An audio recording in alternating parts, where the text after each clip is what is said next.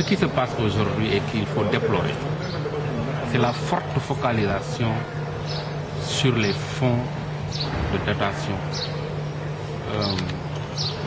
Aujourd'hui, les collectivités locales semblent être focusées sur les fonds de dotation, donc les transferts de l'État vers les collectivités locales.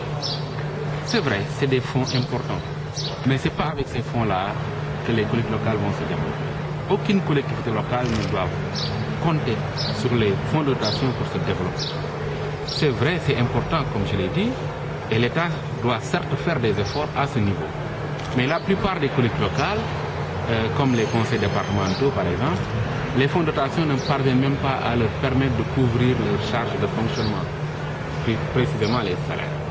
C'est pourquoi les collectivités locales doivent faire preuve de beaucoup plus de proactivité pour envisager d'autres mécanismes de financement du développement.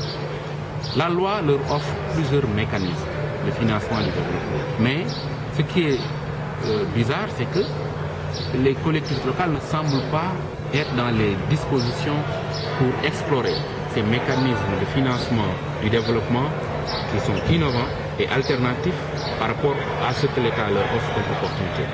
C'est ça le problème aujourd'hui. Un maire ou un président de conseil départemental doit être dans une posture de créativité, d'imagination et d'utiliser les opportunités que lui offre la loi.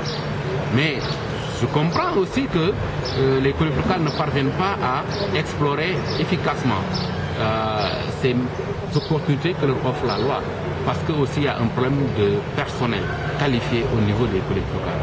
C'est en ce sens que les collectivités locales aussi doivent rompre avec les pratiques dans les recrutements.